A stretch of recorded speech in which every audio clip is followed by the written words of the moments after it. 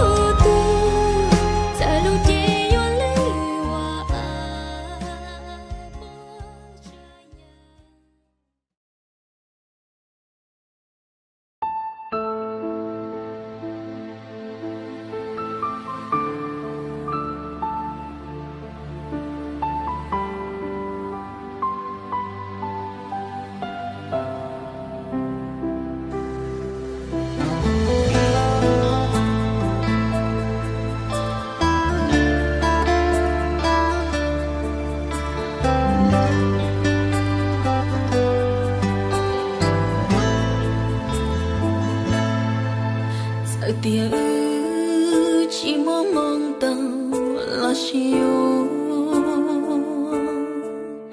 nụ nó có thao mù yo lô lư tu chuối ya ô cu xa thon đã có thọ có thọ nó cả cu luôn đều sai nụ nó cu yo yo cu nên sư chế lúa tao có lúa chế cu tao có lúa chi khơi cu chi cho hồng còn gió kia xa bia cu tao lúa con ý rau thao lòng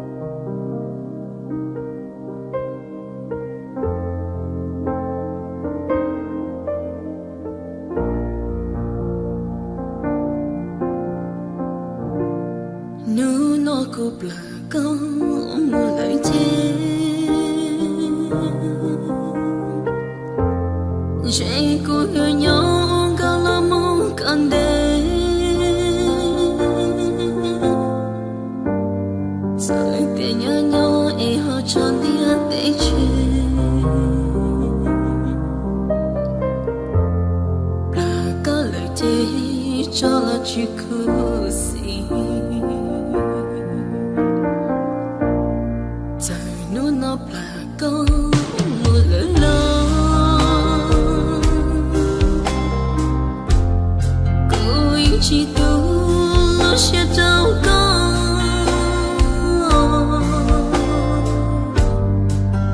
lưu sẽ tia cô dám mong lo chỉ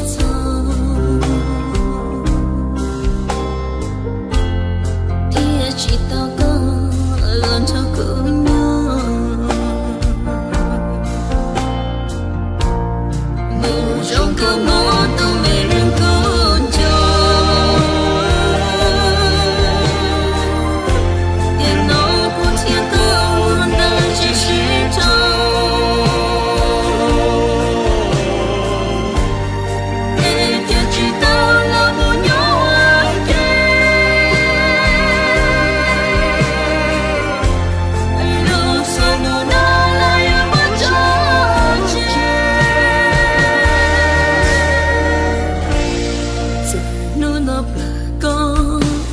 si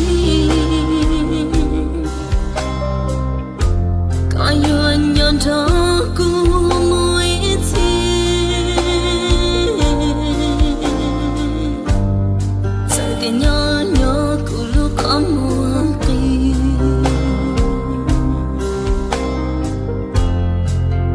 có yuan nhân thơ cô mỗi si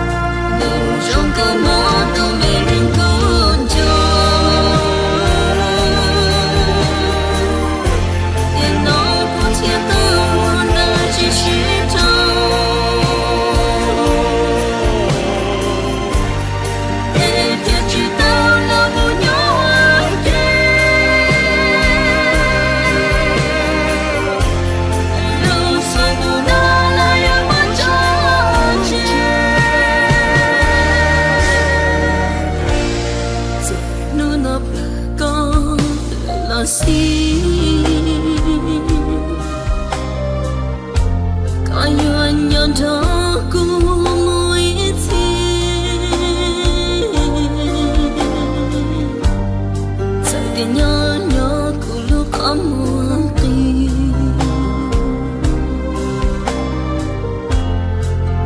có yuan nhân thơ cô mỗi si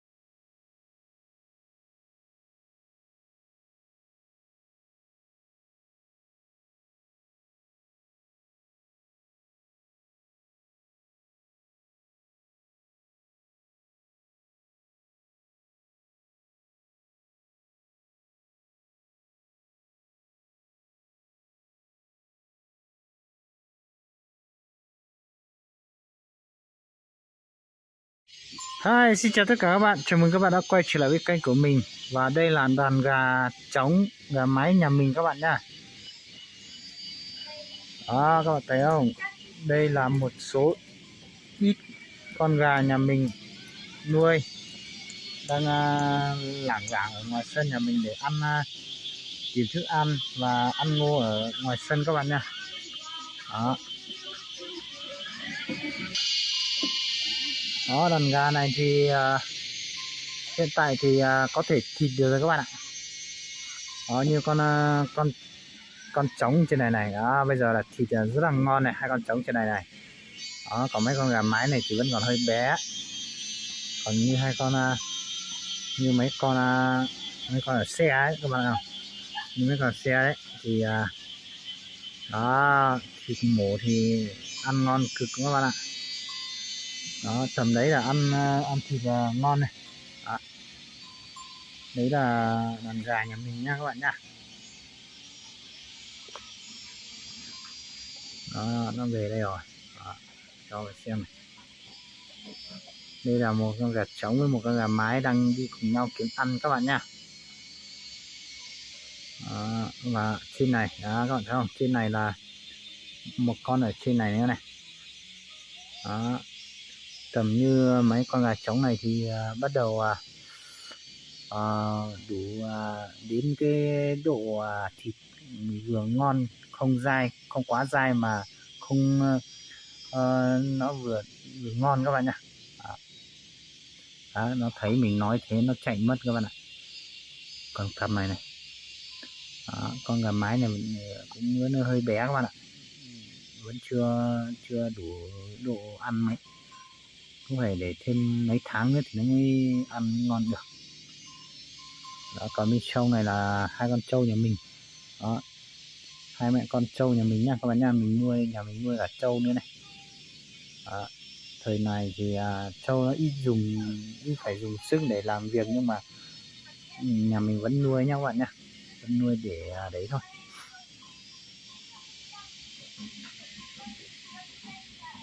Còn bên kia bạn Hưng của chúng ta đang đi ô tô ra này các bạn ơi. Bạn Hưng với bạn Đinh này. Bạn Hưng và bạn Đinh đi ô tô rất là sướng này. Đó. Còn sau lưng mình đây. Sau lưng mình đây là nước đang ngập các bạn nha. Nước đang ngập đằng sau này. Nước ngập ruộng, ngập ngô hết rồi nha các bạn nha. Bên dưới này này. Đó, như các bạn thấy này, ngập ruộng ngập ngô hết rồi. Bây giờ dưới kia thì chả thể làm gì cả, đợi nước xuống, nước rút thì nhà mình sẽ trồng một ít rau ở dưới kia để đi bán các bạn nha. Đó, bây giờ thì mùa này nước rút thì chỉ có thể trồng rau thôi chứ không biết làm gì nữa. Đó, trồng lúa thì không được ăn rồi, lúa thì bị ngập hết rồi, nên là nhà mình trồng mấy thửa ở trên này các bạn thấy đấy. Đó, trồng mấy thửa đấy thôi,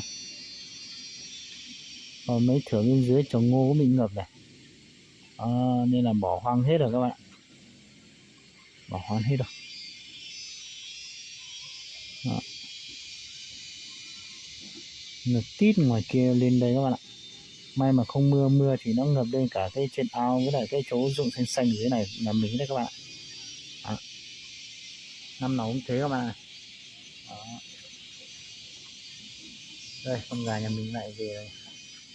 Đây, gà nhà mình nhá. Đó, ok. Đó, nó về gần ở đây các bạn ơi, các bạn nhìn này, ngon chưa? Gà này mà thịt quá thơm, có ngon luôn, ăn ngô, ăn thóc,